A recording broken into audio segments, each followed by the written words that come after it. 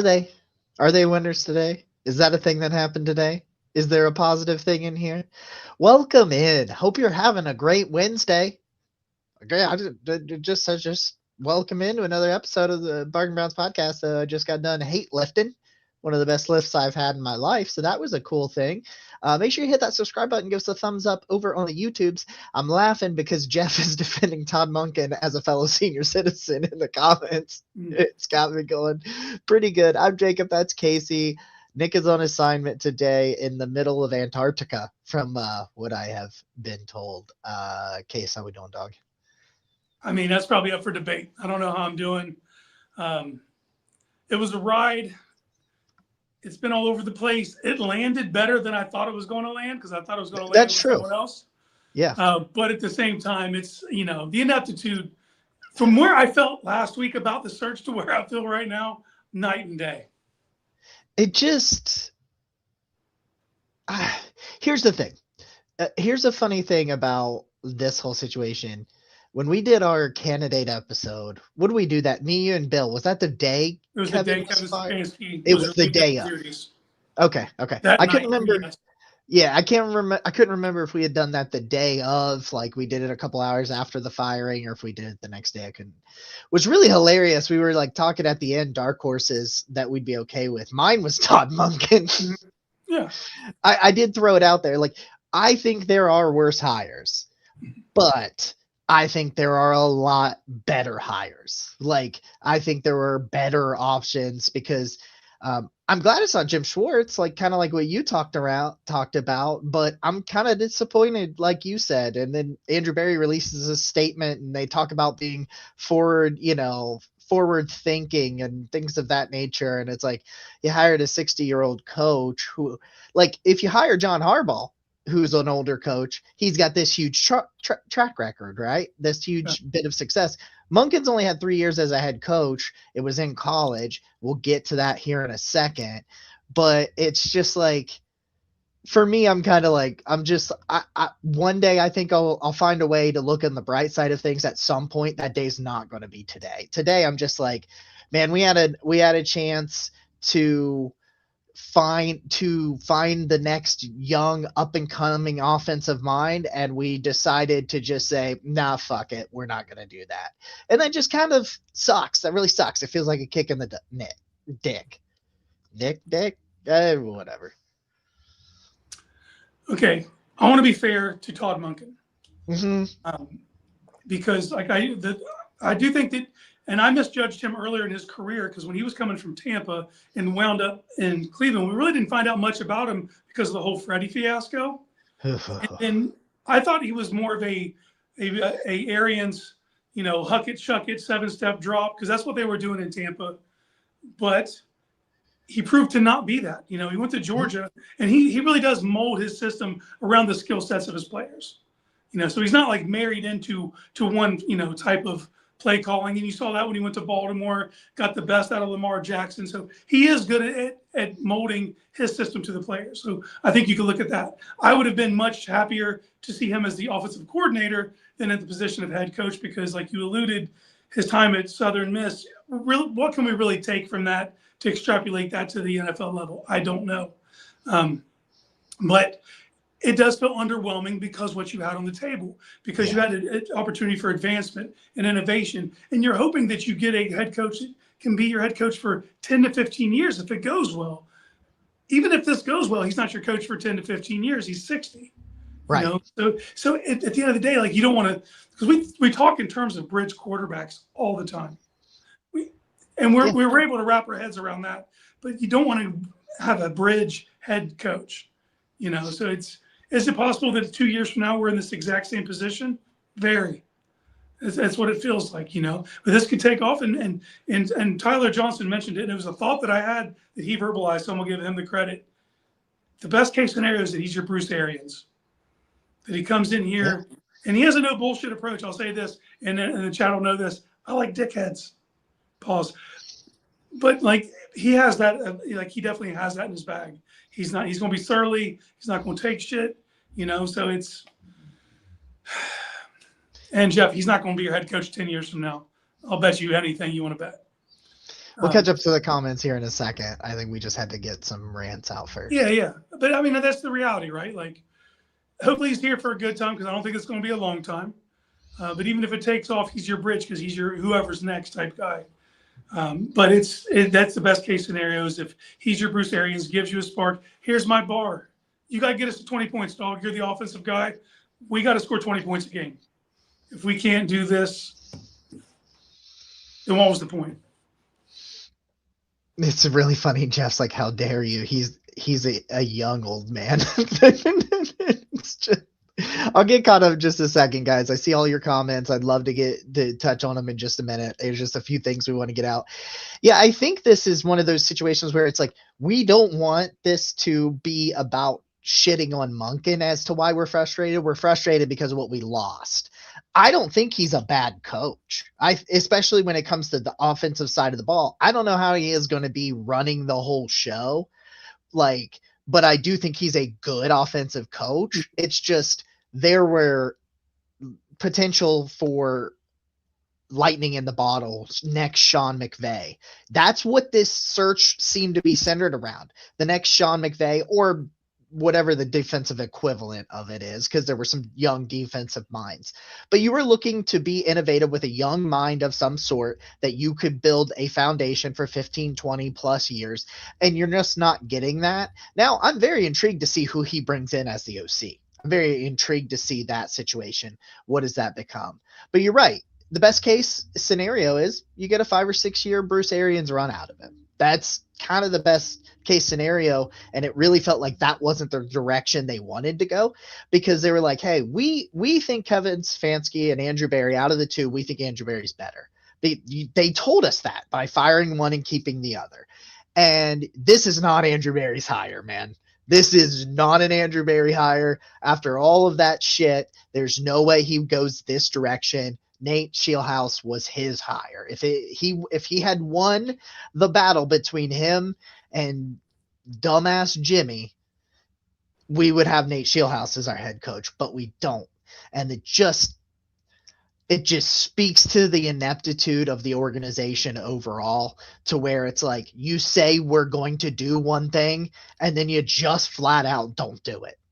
And it's like, how do you get excited about that? How do you get behind that? Like, we'll get into some of the philosophy things and really break down Todd Monken, but it's just like, it was a shit show, and the whole thing was a waste of time because you just went to that. You know what I mean? Like, you put all this shit out there, and then you're just like, the last second, it's like, everybody's like, oh, it's going to be Schwartz. If Jimmy wins, the argument is Schwartz. If Andrew wins it, it's going to be Scheelhaase. And then it wasn't even fucking either one of them. The process was great until Jimmy got involved. You know, I'm okay with giving Schwartz the interview, with giving Tommy Rees, the guys in-house, the interviews. Yeah. In the direction Andrew Berry took it, he was going after young offensive minds. And then I think that's the direction you should have went in this opportunity, because you're in a rare instance. You're not in win now mode. You can build. You can afford to give coach a little sea legs. And if it works and takes off, man, you have the future. And you have to think about your division, losing the two preeminent head coaches in your division. There was opportunity to gain ground here. And then when Jimmy gets involved, because let's just be honest, man, if Schwartz was on the table, then why the fuck did Kevin Stefanski even finish out the season? You could have done that in season. You could have put it off. There were several exit points for Kevin where you could have given the reins to Jimmy and seen what was there. But this was a waste of time in essence, because they weren't forward thinking. They were going backwards. So it's and I don't want to like label, but like it feels like because of the situation you're in with the power struggle where it was going to be Scheelhaase or Schwartz, and then you end up with a compromise candidate. And then we hear that Jim Schwartz is getting off the merry-go-round anyway. This is all for nothing, man. It's, I'm interested, and that's the other part is Monken has to put his staff in place immediately. So we'll find out in short order who he has in mind and what direction that could look. But Haslam shouldn't have been anywhere involved in this. He said it during his presser when he was keeping Andrew to let him lead the charge and find the next head coach of the Cleveland Browns. And then he couldn't keep himself out of it. He can't help himself. And we're too far into Jimmy's ownership tenure to expect otherwise. He's shown us enough. He's going to meddle. And if I'm Andrew Berry, man, my resignation notice would have been written. You know, that's just the way I see it. I just, it is hard to sit here and we got a Ravens fan saying like he's an incredible coach, and it's like I don't want this to be about shitting on Todd Monken as much as it's just it should have been a different direction. Like that's one thing I wanted to say. Let me catch up on some comments. Okay, Bill says, is there a grade lower than an F minus because that's what this deserves? You tried to placate Schwartz with the Monken hire only to end up no Nate, no Schwartz, and no hope. Oh well. Let's see. Old man Drizzit, he wants to burn this shit down. Oh, okay, all right. I'm not mad. MC is very upset with us for being ageist. You know, MC is usually pretty mad at me anyway, so it's Ben says, all right, I had my crash out earlier. Supposedly Baltimore was interested in Sanders. Does that mean Todd is going to want to develop him, or was Todd's plan I don't think anybody's plan is to fix Watson. Let me put that out there. Let me put that out there. And then I think the part that the one other comment on there, Ben says, is this a bridge to the dome? I don't know. Where did it? Raw Dog Sports put a comment. Yeah. Fine coach, ship process. That is, you're right, Raw Dog Sports. I think that's where we are. That comment there, like, and then, but Bill saying, you know, like after the Jets loss would have been a perfect off ramp for a Schwartz interim run. But we run out the string, and then Haslam ends up being Haslam. Like they had a done deal with Nate twice. You know what I mean? Like they had it done deal. Like we were told multiple times, and then Jimmy last second gets pressured by Schwartz, and then they don't even give Schwartz the job. And now like he's pissed off, and he stormed out, said goodbye to some of the coaches and whatnot. And I guess Miles is really mad about this. There's a rumor that Miles threatened to retire if they didn't hire Schwartz. And it's just like, oh, so we thought we were trying to fix some of that dysfunction only to get more dysfunction.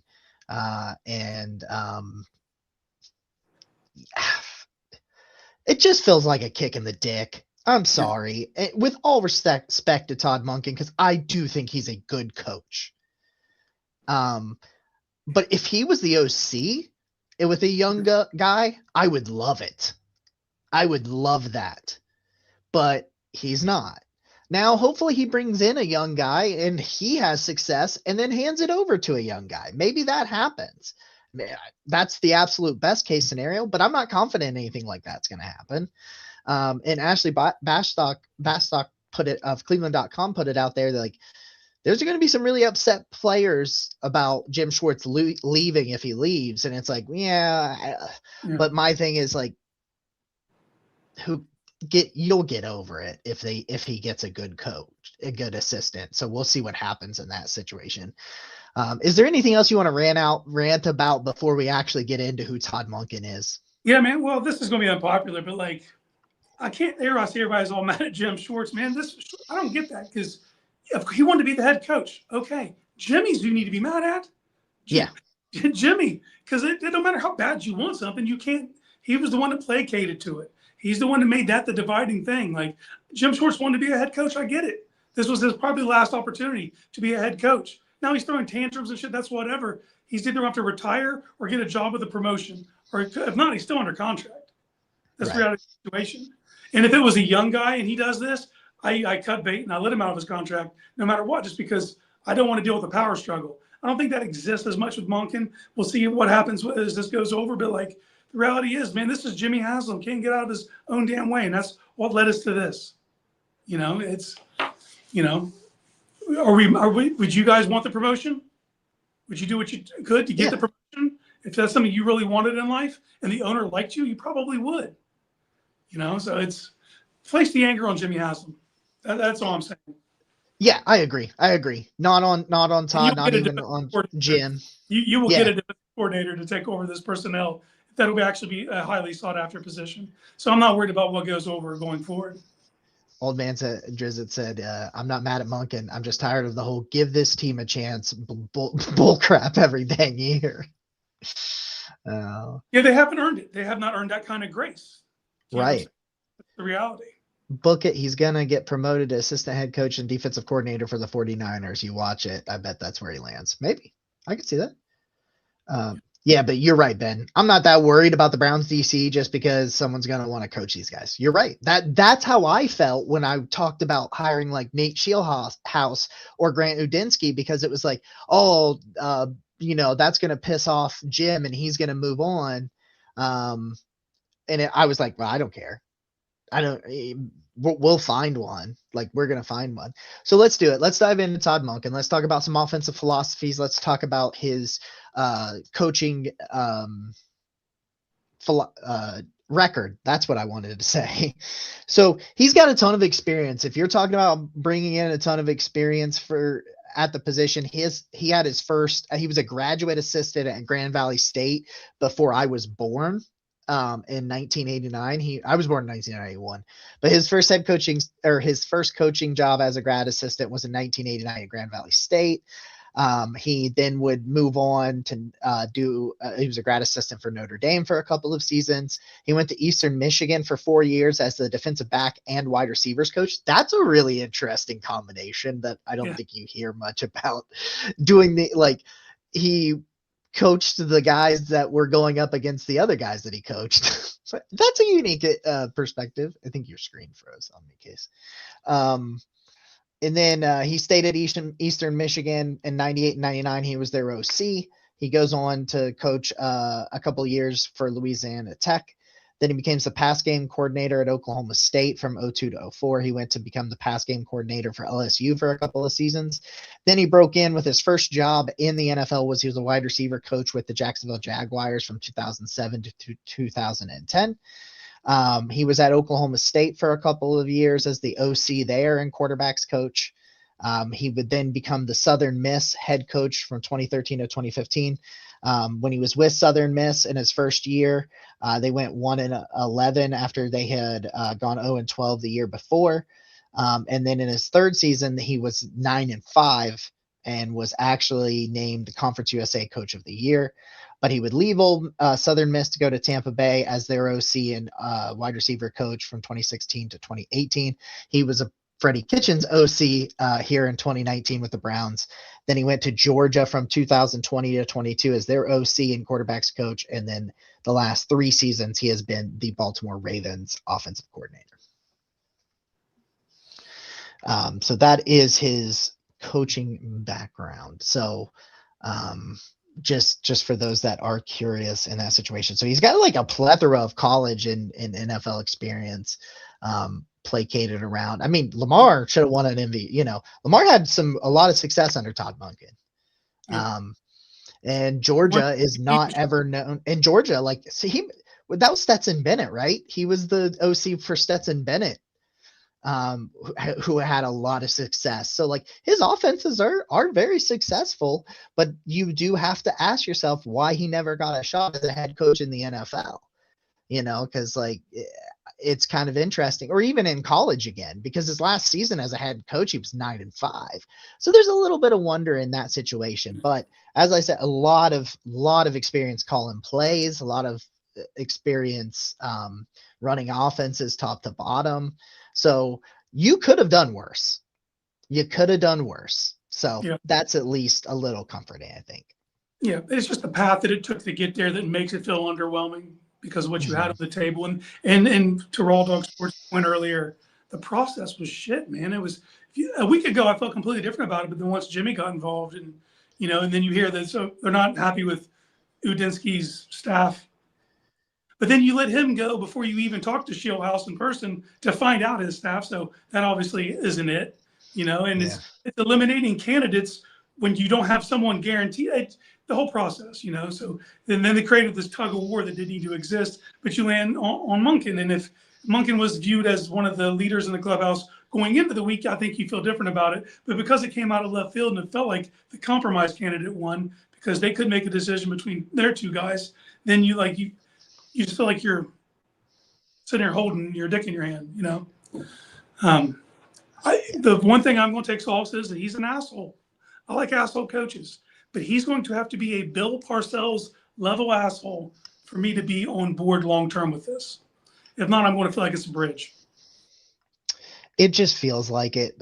It was one of those things where when his name was still in consideration, obviously, but it didn't feel like he actually was, at least from my point of view. The way of everything I was hearing, what we were seeing on social media, all that stuff, it didn't feel like it. And then and I was like, wait, is this actually real? When I saw saw it pop up, Yeah.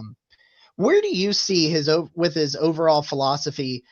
You kind of touched on it earlier. He's a great coach at adjusting to what Yeah. he has. Because if you would talk about like go back to 2019, right? When he's here with Freddie Kitchens. By the way, if anybody remembers, he's the one that let everybody know that Freddie Kitchens was changing game plans on Sundays.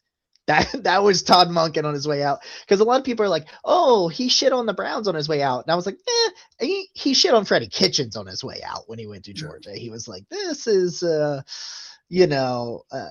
love this. I love this because I'm with you 100%. Old Man Drizzt says, I just pray this is a Heath Ledger as Joker situation. I would go a step further and say, I pray this is Robert Pattinson as Batman, because I was like, no way. And then I watched it and I'm like, man, Pattinson was fantastic as Batman. Like, so I take that a step further. So when you talk about overall philosophy, it's kind of all over the place. Like, he is not set on one particular scheme. He is set on looking at the roster and trying to figure out, how do I tailor it to this player? And there is the rumors that Baltimore wanted Shedeur Sanders. Okay. How much of that was Todd Monken? If that was Todd Monken, then you're going to see the Browns try to build around Shedeur Sanders and Monken try to develop him and get him to where he needs to be. So I'm very intrigued by that situation, because it's like the quarterback draft it's not a good quarterback draft. So you're probably going bridge. Okay. What if the bridge is Shedeur because Monken thought he could work with that? It's like, oh, it's because it's like first thing I come to is, how does his philosophy line up with this offense? Well, this offense is getting a complete makeover anyway, so I don't think that is that big. But yeah, I think that's the interesting part, though, is we can't nail him down to one philosophy, because I've seen him operate in several. So he's going to work with the parts you give him. Now, that might not be a lot early. I would expect Fannin to have a monster year in year two. Just looking at what you have, we don't know what Quinshawn's timetable is going to be, but if he's back to start, you got your workhorse. You have a lot of work to do up front. I would anticipate, and if he wants to work with Stewart, that's great. But you still have to, you have to like look at what we have and temper your expectations. But because he's the offensive guy, I'm using the same thing that I put on Kevin. You got to get us to 20 a game, by hook or by crook, whatever that looks like. So it's. I think he's a better play caller than Kevin. I don't know if he'll be a better CEO, so to speak, but I think he's a better play caller than Kevin. We'll see. We'll see if he can work with these parts. Kevin could not. Right. The parts are not great as we sit here on January 28th. I'm with you. Also, we'll be able to judge Kevin now that he has parts. He has parts in Atlanta. Does that work there? It didn't work here, So there's moving parts here. I don't want this to turn into a bashing Todd Monken before he ever gets here. I am underwhelmed, but it's at the same time, I'm going to give him the runway to be the asshole that I want him to be and get this offense up ship shape. Who do you bring in as your staff? I'm going to judge you more on that right now, because I can't judge you on the other stuff until we see it on the field. But I want to feel confident in the guys you're bringing in to develop these players. I will say I feel better about this than I did about like Freddie Kitchens. Not that that's a very high bar, because it's not a very high bar, but I do. Nate Copley, we are trying to be optimistic. We are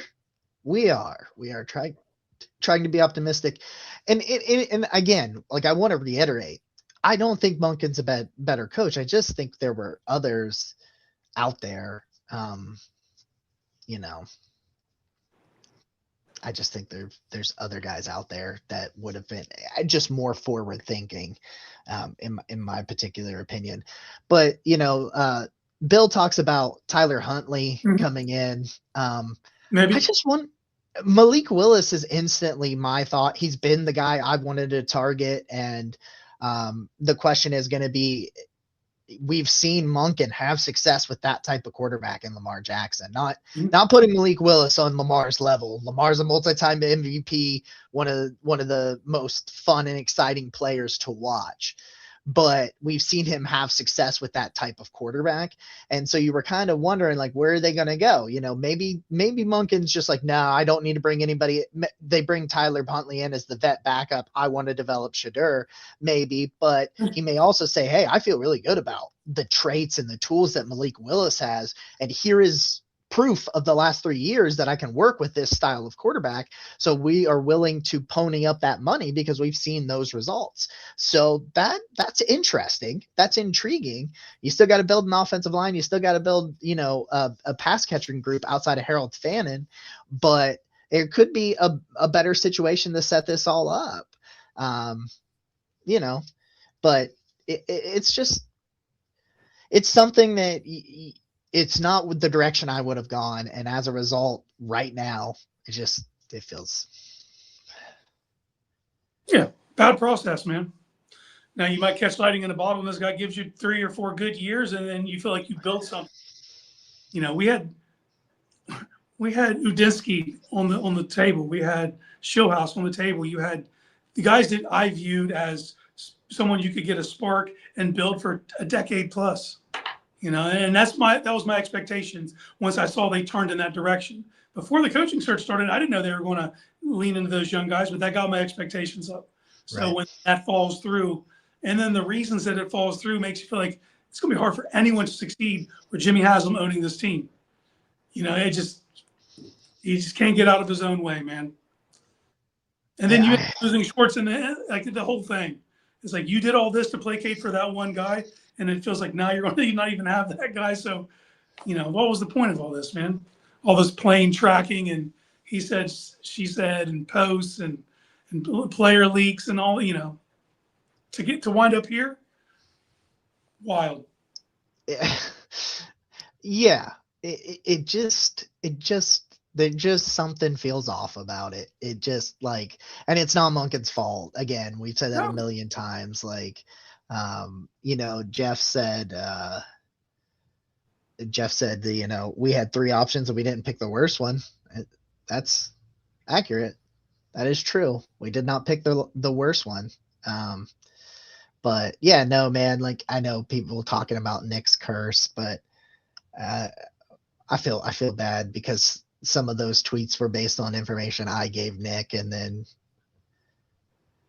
I just I don't believe in the curse. Okay, like I'm just gonna be out there and say it. Uh, Bill says that I know Casey's bar is 20 points per game minus 25. Gonna need it if you're shipping out defensive talent. and this offense was so inept, you weren't cracking 16, man. Like baby steps. Give me 20 first. Show me that you Yeah. can work with nothing and then build that. And then, you know, I just think asking Shanahan getting 25 out of the Hoyer group, right? I think that's like best case scenario. Be able to get 25 Taylor Gabriel and whatnot. Like, Oh yeah, that's I remember that. that's squeezing blood out of a stone. If he can get 25, man, Yeah, that's a completely different thing. I just the biggest thing I put is like, what is this signal with this higher signal? And what it signals to me is it's a mess at the top. As many times as we hoped it wouldn't be, and we thought things were changing, it's not. They're not. I need Todd Monken to go out there and just make me eat these words and just be like, yeah, maybe I was the consolation prize for fans, but I'm a good coach, like, because he's not a bad coach. It's just not the direction. It's like the long-term outlook. I don't know what it is. What's my expectation for 2026? Not great. Like, we'll see what they do in terms of bringing in free agents and what they do in the draft and all that shit. But like, I just feel like we're going to be having these same conversations a year from now.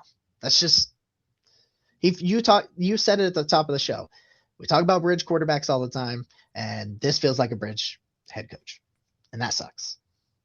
Because, like you said, if you're doing a rebuild, you get a young guy in here and you let them learn on the job, and you're not worried if they're failing early on. If Monken fails early on, that's all she wrote. That's all, in my opinion.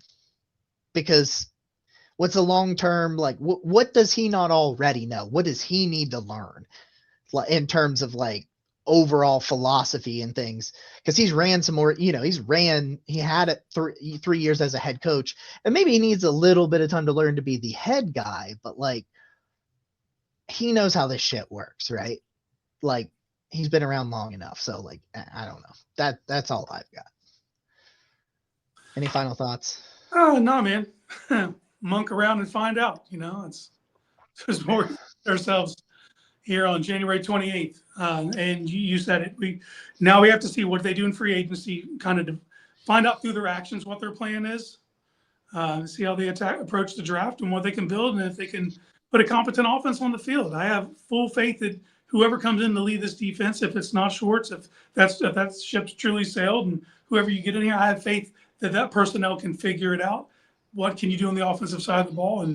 And Jeff's pointed out in the chat, you have the easiest schedule, strength of schedule in 2026. You have to take advantage of that, and if you can't, this is going to be viewed as a failure. And we're going to find ourselves back here sooner rather than later. And by that time, both Udinsky and Showhouse will be head coaches with other teams.